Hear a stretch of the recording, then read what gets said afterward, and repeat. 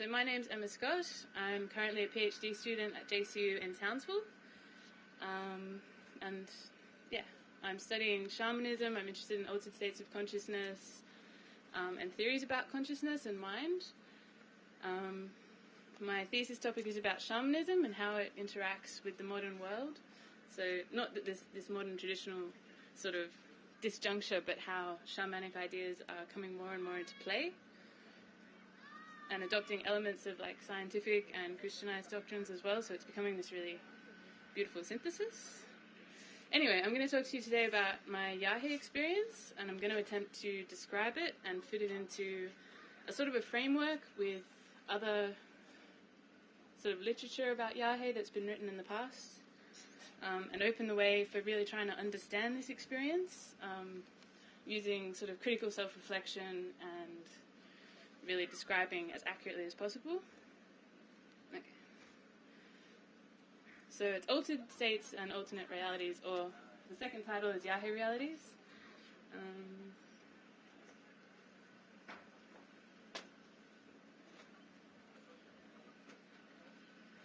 Okay. So I'm just going to tell you a bit about my experience. On the morning of Sunday, the 22nd of January 2012, I arrived at the open-sided Maloka, which is a ceremonial house, and helped collect wood for the fire that was set in the centre of the shelter. This is... oh, you can't see that really. Okay. I was to participate in a shamanic ceremony led by Taito Juan Jose and attended by several members of the small Andean community where the Taito was living, a German tourist, and 4 students from Merida, Venezuela. This is in Venezuela. Around 11 a.m., the Taita, that's the Colombian word for shaman, arrives carrying many hand-woven bags stuffed with esoteric paraphernalia and animal skin drums. So this is, I don't know if you can really make it out in this photo, but that's shamanic paraphernalia. So he's got pan, pipe, flutes, lots of feathers, pictures of Hindu goddesses, so it's really like a mix of all these different ideas. We wait and joke around while the Taita and Daniel, a close friend and student of his, set up la mesa, this is the table, upon which they place a cloth and many sacred objects and images, including a Hindu goddess. The Taita begins to bless the Yage, singing and shaking his fan, which is made of leaves, and there he is. So he needs to sing and shake his fan in a prayer over the dark, viscous concoction. When he is finished, he calls us over one at a time and gives us a small totuma or cup, brimming over with Yage. I drink from the cup, tasting the bitter aromatic liquid as it slides down my throat. I return to my seat on a log to await its effects with some apprehension. About 20 minutes later, my legs begin to feel weak, and I realize I am feeling the first effects of the brew.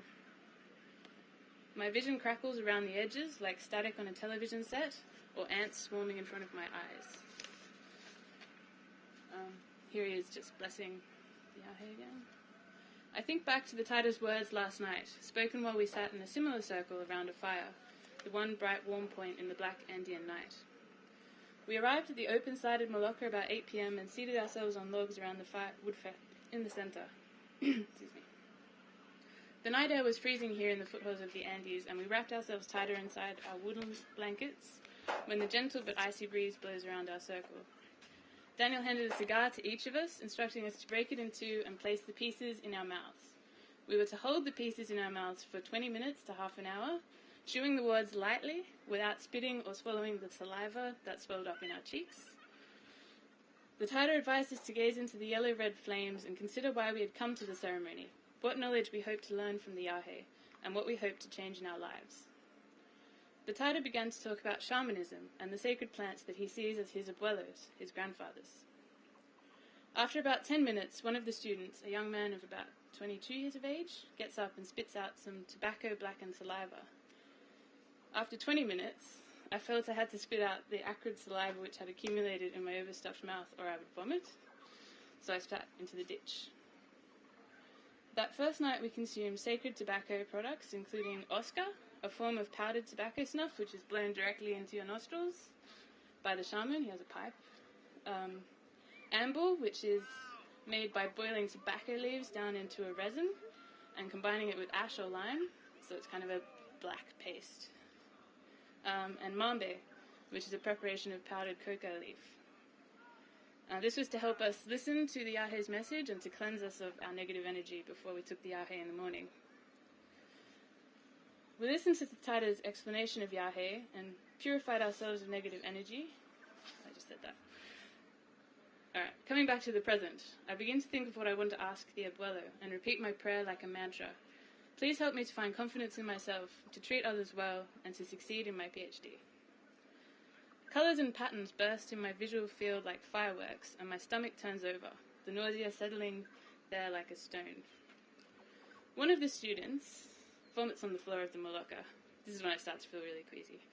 I feel dizzy as the colours in front of my eyes start to swirl and dance, blues, yellows, reds, purples and greens. I stumble outside and over to a bush. The Yahe rises up in my throat, and with each retch, my visions become more and more intense.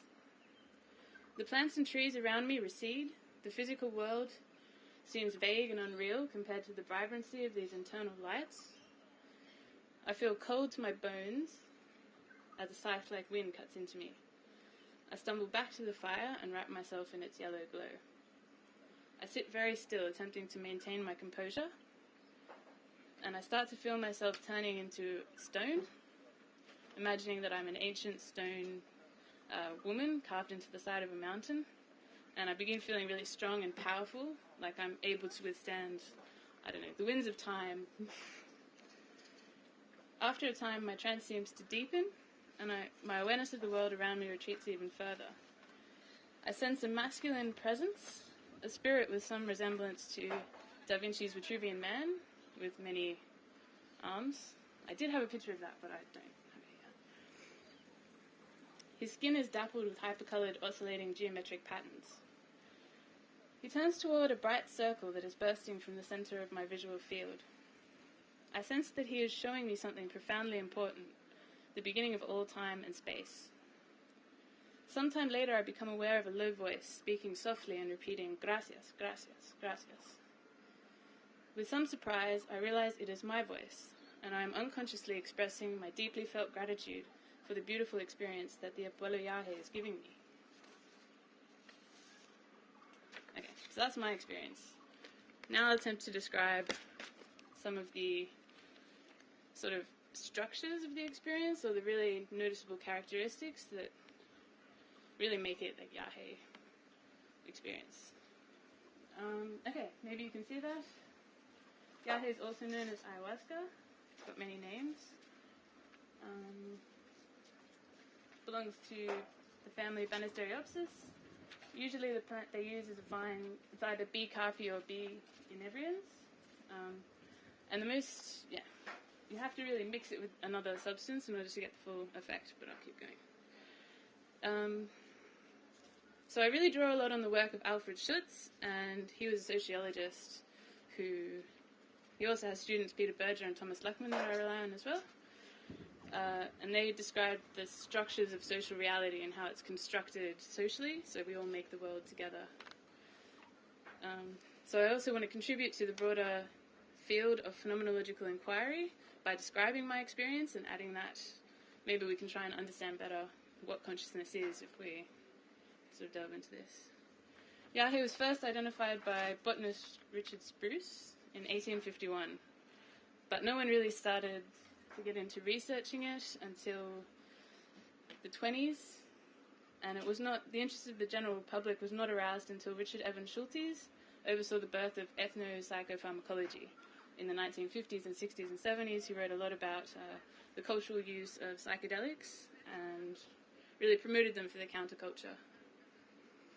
Although Yahe had been known and used medicinally for millennia in the New World, Western fascination with Yahe experience was awakened by botanical science and also the literary works such as the Yahe Letters by William Burroughs. So many indigenous South Americans who've had Yahe for centuries believe it is a gift from the gods which liberates their soul, allowing them to wander in the spirit world and receive power, receive knowledge, some of that. So really you need to add the leaves of Psychotria, usually Psychotria viridis, but there's various other psychotria plants, and that's really, there's an interaction of different pharmacological substances. That means that the effect of the Yage is greatly increased and the duration of the experience is greatly increased. And that's the mildly psychotropic B-carboline alkaloids in the vine, that's the harmine and the harmaline, function as a MAOI inhibitor, which is what activates the DMT, which is usually in the Psychotria viridis. When taken orally, the effects of Yage last 4 to 8 hours and include physiological effects such as nausea, vomiting, sweating, dizziness, lassitude, tremors, numbness, and muscle relaxation.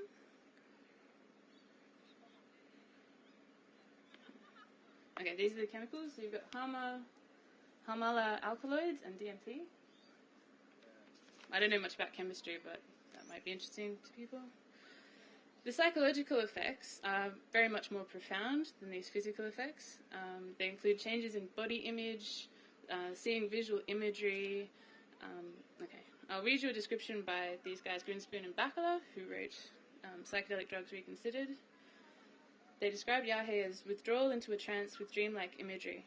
Open eyes see imaginary scenes superimposed on surfaces and vibrations in the visual field. When the eyes are closed, long sequences of vivid cinematic images appear, especially circular patterns, sardonic masks, dark-skinned men, tigers and jaguars, birds and reptiles. Also visions of spirit helpers, demons, deities, and distant events. The images are often coloured blue, purple, or green. There may be a sense of suspension in space or flying, falling into one's body, or experiencing one's own death. The images often become mythical symbols or archetypes expressing themes of sexuality and aggression. Ecstasy, dread, exaggerated empathy or detachment, synesthesia, change in time sense, colour enhancement, and body image distortion occur more rarely. Emotion may or may not be strongly affected. The drug taker often wants to be alone with his thoughts and has no desire to communicate with others. Okay, the in-depth phenomenological and experiential investigation of visionary experience is really a key aspect of psychedelic research, I think.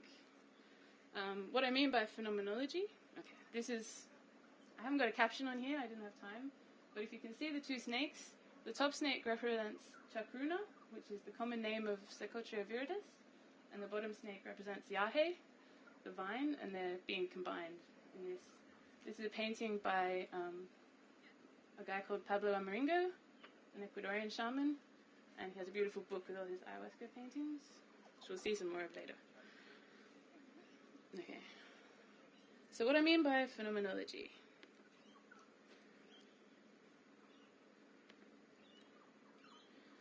Phenomenology was a movement inspired by Edmund Husserl, you've probably heard of.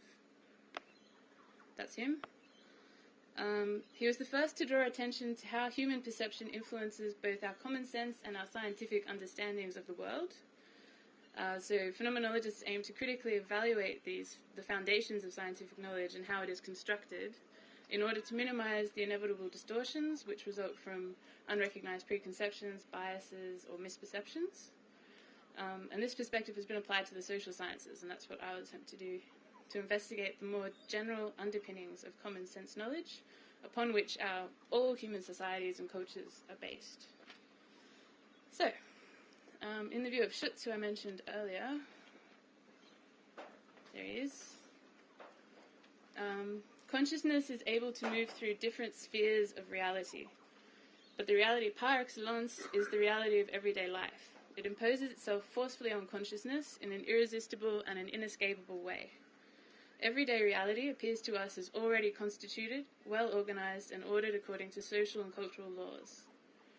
Phenomena are prearranged in patterns that seem to be independent of our apprehension, and that impose themselves upon us. This reality is defined by its intersubjectivity. It is a world full of other beings endowed with a consciousness similar to my own. Although our biographical and historical situations differ, we share the world of everyday reality into which we are born. We share meanings about the nature of the world, such as our socially constructed concepts of time, space, social relationships, and this concept of reality that we have that's taken for granted is known as the natural attitude. which is the attitude of common sense consciousness, precisely because it refers to a world that is common to many men and women. Common sense knowledge is the knowledge that I share with others in the normal, self-evident routines of everyday life. As a discipline, phenomenology aims towards the detailed description and categorization of human experience in order to more clearly understand how perception is built into knowledge about the world.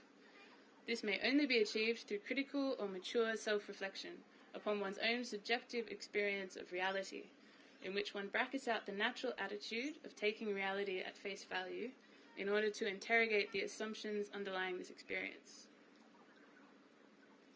Although paramount, the reality of everyday life is only one of the realities through which consciousness routinely passes. There are other spheres of meaning which exist alongside and yet diverge greatly from the world of common sense. These other realities appear as finite promises of meaning, enclaves within the paramount reality, marked by circumscribed meanings and modes of experience. The paramount reality envelops them on all sides, as it were, and consciousness always returns to paramount reality as from an excursion. Each distinct enclave of meaning is made up of meaning-compatible experiences, experiences that do not contradict and that belong to a particular style of lived experience, which Schutz calls a cognitive style. And while we are living in a different cognitive style, the reality of that experience continues until we are forced to return to the ordinary consciousness of daily life. And even though ordinary consciousness may be the most pervasive mode of experience, the one we most commonly use, we may not forget that the accent of reality can be bestowed on each province of meaning. So that indeed, from the perspective of the everyday life world, other provinces of meaning may appear only as quasi-realities, but so at the same time, from the scientific attitude or from that of religious or psychedelic experience, the everyday life world can be seen as a quasi-reality. So not entirely real. Okay. I have an example of another type that they talk about of a different reality or sphere of meaning. Okay, the theatre. So in the theatre situation, the transition between realities is marked by the rising and falling of the curtain. As the curtain rises, the spectator is transported to another world, with its own meanings and an order that may or may not have much to do with the order of everyday life. As the curtain falls, the spectator returns to reality, that is, to the paramount reality of everyday life, by which the reality presented on the stage appears tenuous and ephemeral, however vivid the presentation may have been a few moments previously. Aesthetic and religious experience is rich in producing tensions of this kind, inasmuch as art and religion are endemic producers of finite provinces of meaning. Okay, although Berger and Lachman didn't extend this theory of a province of meaning to altered states of consciousness, this analysis of a theatrical performance may be seen as analogous, suggesting this potential theoretical development. But how can we do these? How can we extend the structures of the everyday life world to experiences of altered states of consciousness, such as Yage? Well, a couple of people have done it. Michael Winkelmann applied a joint neurological and phenomenological approach to the investigation of alternate states of consciousness, particularly those experienced during shamanic trance, whether induced by fasting, exposure, meditation, drumming, or hallucinogenic drugs. It's very common. But his approach is more concerned with locating the experience of altered states of consciousness within the neurological structures of the brain, and it relies on many neuroscientific theories, which is important and difficult research that should continue. I also take the lead from Benny Shannon, who wrote The Antipodes of the Mind, if anyone's read that. That was extensively about ayahuasca, and he describes in meticulous detail the phases and the characteristics of the experience, almost to the point of banality, because it's so incredibly detailed.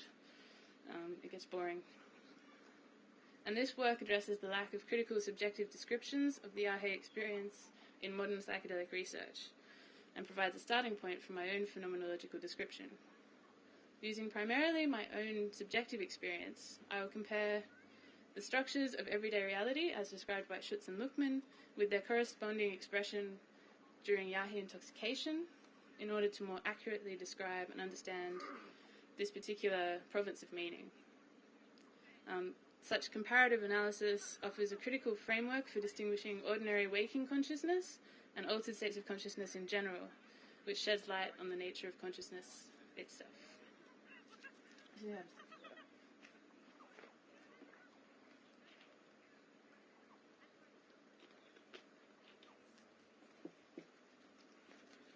Sorry.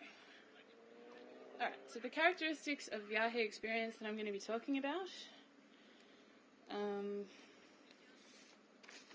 Number one is embodiment.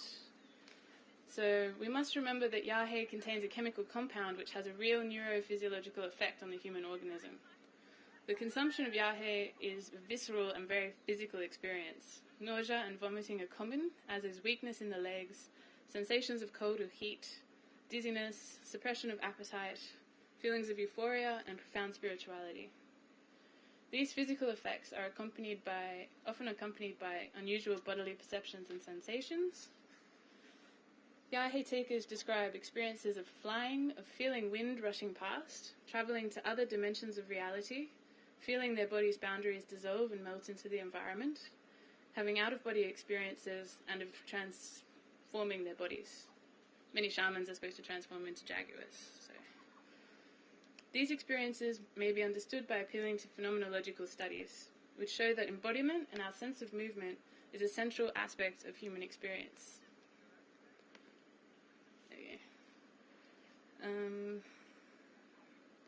Winckelmann talks about this. He argues that the body and its spatial orientation provides a fundamentally powerful symbol for expressing mental states, such as altered states of consciousness. So our past experience of flying through the air or falling may be used to understand the feeling of motion that you get when you take Yage. Our past sensory and motor experiences provide the basic patterns and vehicles for signs that are used by semiotic extension to provide the media used to organize all abstract thought and cognitive structures.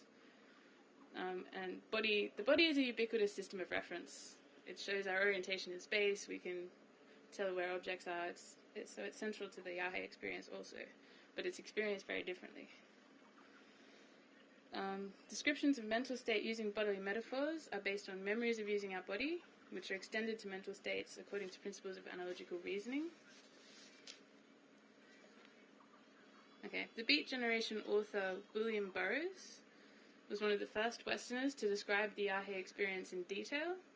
He travelled to Peru and Ecuador in 1953 in search of the mysterious, at that time very mysterious, sacred plant.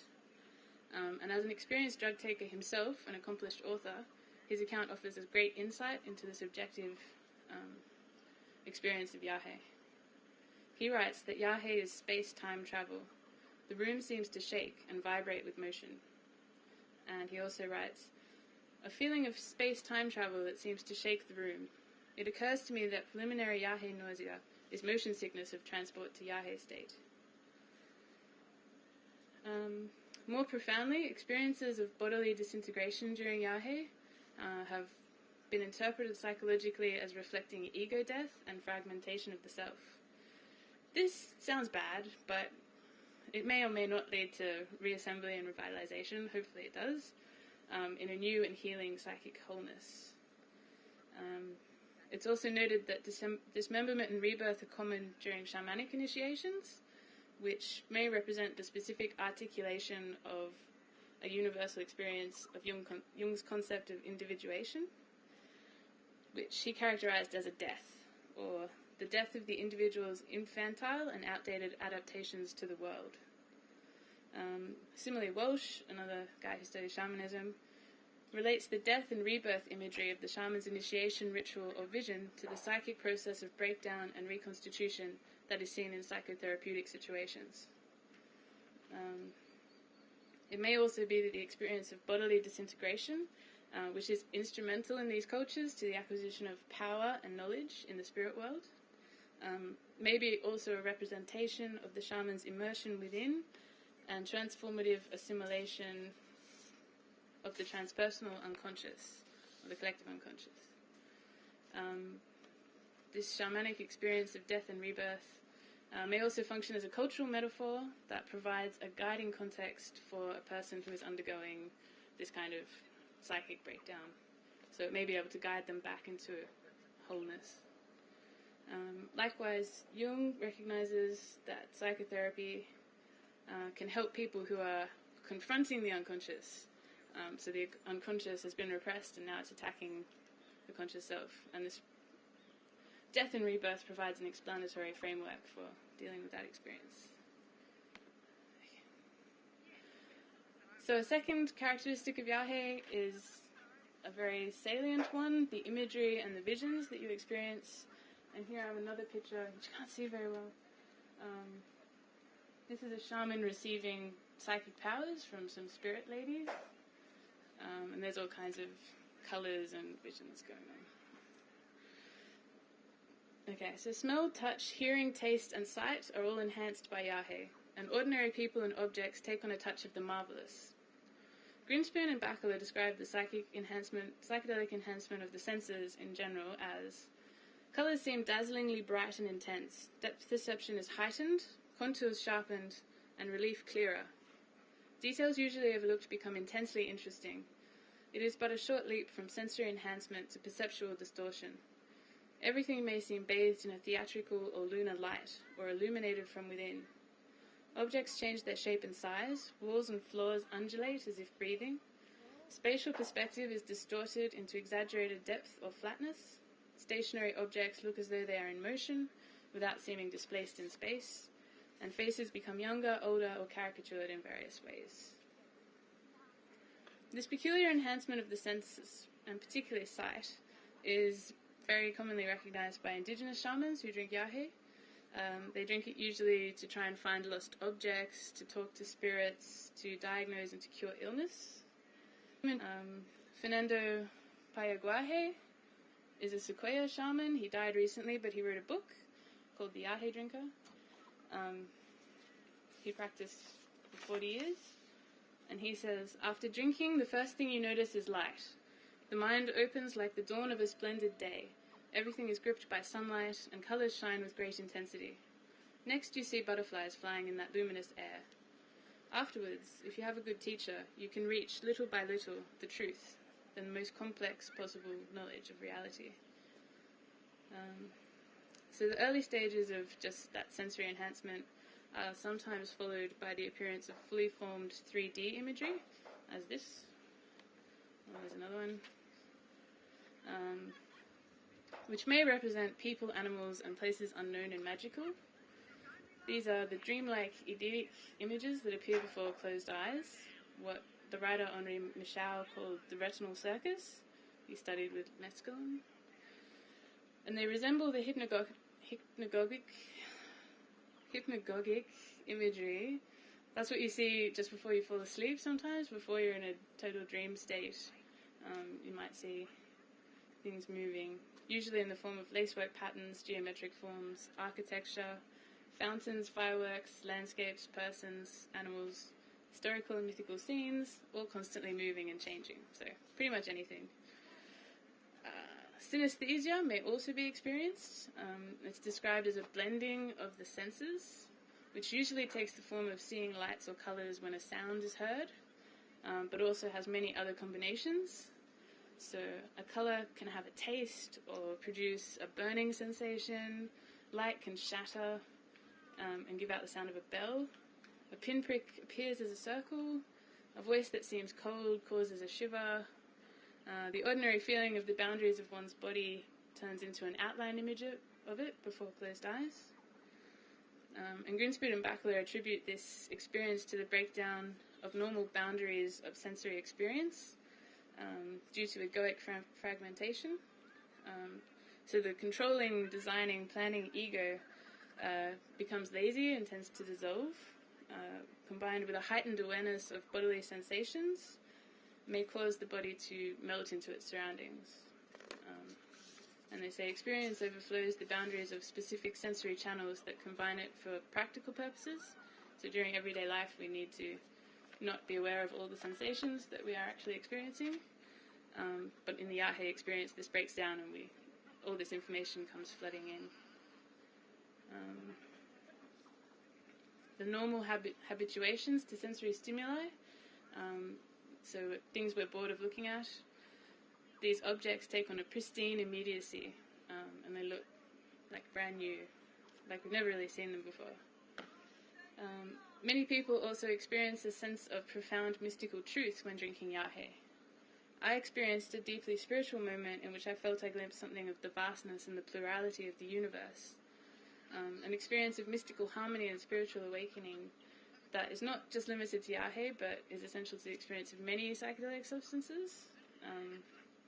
William James was a psychologist, wrote about his experiences with nitrous oxide, that the keynote of the experience is a tremendously exciting sense of intense metaphysical illumination.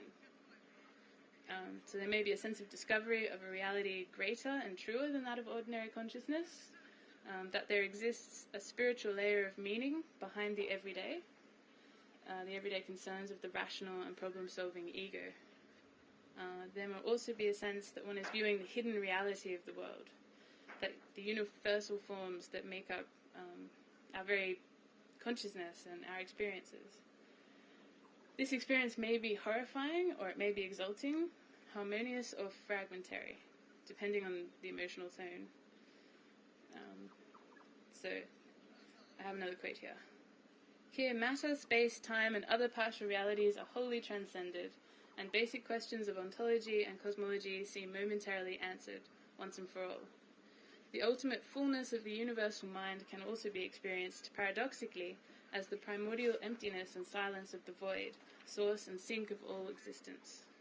The void is realized as emptiness pregnant with form, and the forms of the universal mind are completely empty.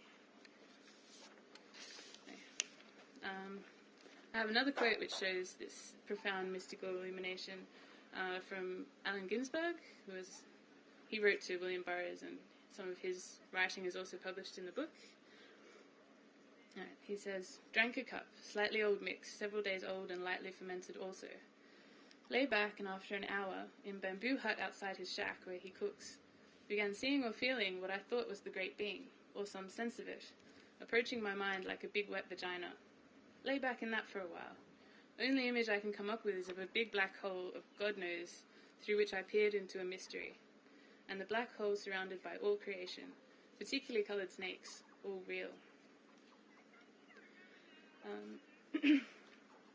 So this metaphysical illumination may be psychologically interpreted as a breakdown in the normal functioning of the mind-brain in ordinary consciousness. So the autonomy of the organizing systems of mood and perception, like that of the separate senses, it breaks down and their impact is heightened. So objects become charged with symbolic meanings, they incorporate emotions, often of a profoundly religious nature. And in many mythological traditions, the mythological shaman, the primordial shaman, the first shaman, is usually the one who creates the world with his or her thoughts. This is a view that is also common to psychology and philosophy. It's concerned with perception and how we build knowledge out of our perception of the world. Carl Jung, who I mentioned before, followed Kant's lead by placing the psyche at the center of the experience and of the world, arguing that the mind shapes and defines the world we sense into regular forms. The psyche is, in essence, an imagining and symbolizing process, which is imageric rather than literal. Dreams are emissaries of the divine, which reveal the inner secrets of the mind in a way open to conscious understanding. So normally the psyche unconsciously translates all external stimuli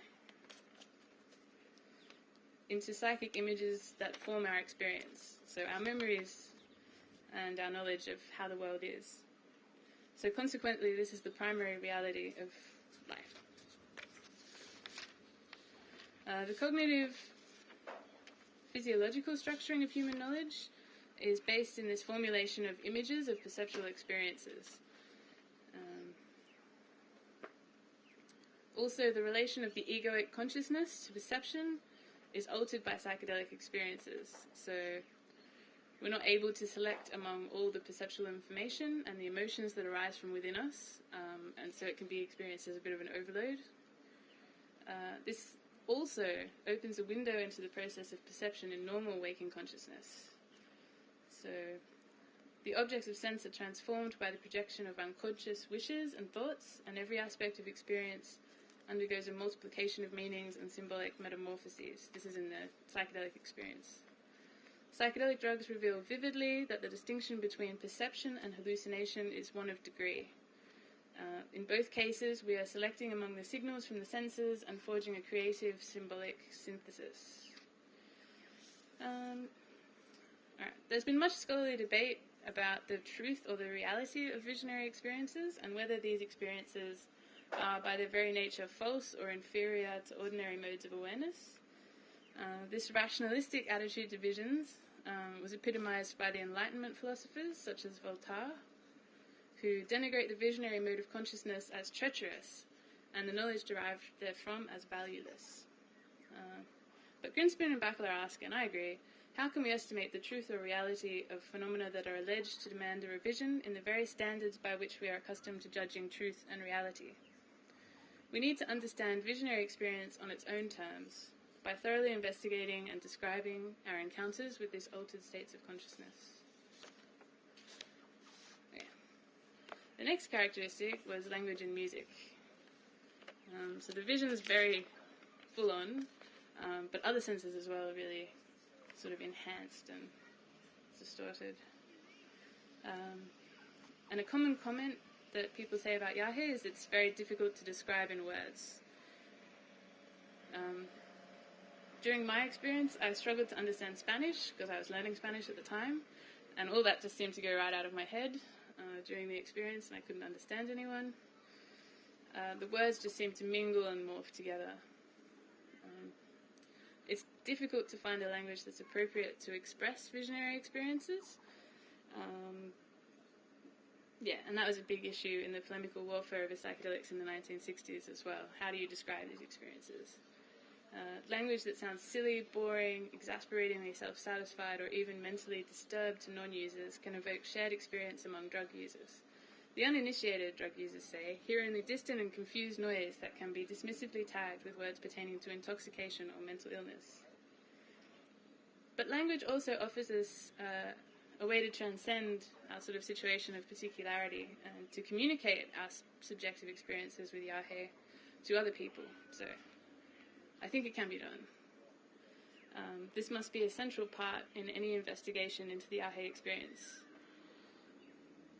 That's the heart of the phenomenological methodology, really, that we describe precisely and profoundly. Here's a picture of playing some music. As profoundly as we can, our subjective encounters with the world, bracketing out our natural attitude of taking reality for granted and thinking critically about all our perceptions and our thoughts. Positivist critiques of this practice assume that all subjective data is inherently false, or at the very least inaccurate. I challenge that. This is not necessarily so if you are able to critically analyse your own experience according to the phenomenological method. The only way to study the subjective effects of Yage is through the accurate description of its effects by many individuals. As Greenspan and Bachelor advise, we must begin by taking seriously on its own terms what the drug users say. And in a very true sense, language offers us a means to express our experiences in altered states of consciousness to others and to describe it scientifically. As Berger and Luckman noted, language is capable of transcending the reality of everyday life altogether. It can refer to experiences pertaining to finite provinces of meaning, such as the Yage experience, and it can span discrete spheres of reality. They also recognize that psychedelic experiences do not defeat words, but magnify their power. And yet it is also true that the critical attitude requires the experiencing subject, or ego, to stand back from the experience, removing themselves from direct touch in order to analyze the experience as accurately as possible. But this is true of language in general, as it only ever approximates the object that it's attempting to describe, never reflecting it as it really is. Okay. So given that our senses are enhanced, it's not surprising that we should be more than usually affected by sounds, especially rhythmic music. A lot of drumming, panpiping was playing at the ceremony. This is thought to affect consciousness as well. So Yage combined with the rhythmic playing of maraca can really direct the experience, and I find that the visions often move in time to the rhythm of the music, and the shaman will come over if you're having a bad time and play the maraca to calm you down, calm the music down. Okay. So music, can become inconceivably emotional and have a profound aesthetic intensity. It's sort of like you're more fully experiencing it. Alright, the last one I talk about is a sense of time. So our experience of the ordinary life world is defined by a sense of temporality. These limits are the taken-for-granted basis of my actions, but they're rarely reflected upon in the natural attitude due to lack of motive. Why? Why do you reflect upon it? Time is just a thing that happens. Time is a natural structure that impinges upon our experience of the world. Day turning into night, the seasons changing, that's all beyond our control. So we know that time passes. The fact that we must wait indicates that a time structure is imposed upon us because we can't do what we want to do right now. Plans are restricted and actions prioritized because we cannot do a limitless number of things at one time and must complete other tasks leading to our ultimate goal. Time exists outside of ourselves and we have no control over its passage. Day turns to night and night to day while I sleep. But we also have notions of time that are intersubjective, which enable us to talk to other people about time and to agree about the natural state of time. But this often varies from culture to culture, so it's not set in stone. Socially constructed notions that we have are years, hours, minutes, Christmas. So we age and die while the world lives on after us, revealing our own impermanence in the face of eternity. Our particular historical situation is also imposed upon us, but the succession of generations reveals the existence of other times, the past and the future, which does not necessarily require a reflective consciousness of history. This complex sense of time is the basis for the systems that guide our action in the world. We know the manifold, mutually interwoven systems of hope and fear, wants and satisfactions, chances and risks that induce men to master the life world, to overcome obstacles, to project plans, and to carry them out. All we have to do with planning. But our subjective experience of time may differ from this external temporal passage, as when we dream of years of our life passing and awaken to find only a few hours has. Similarly, one's sense of time under the influence of Yage differs from the ordinary sense of natural or intersubjective time. I would argue that it's more subjective. Time distortions are common during visionary experiences. Time may seem to pass at a glacial pace, or eternity may pass in the blink of an eye.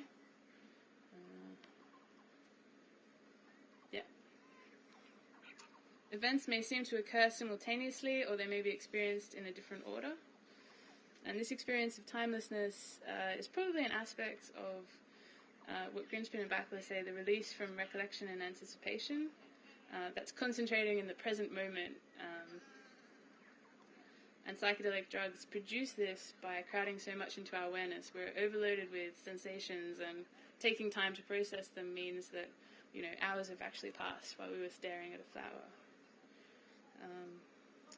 So that this is the process by which past actions are assimilated in order to plan future ones, and that's what sort of shuts down in the Yage experience, because it's much more spiritual, it's less pragmatic, you're not planning. And the ordinary functional sense of time is lost in that way. Okay.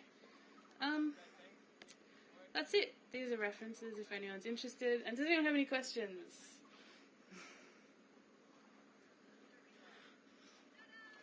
No? It's okay. I can go. Alright. Thanks.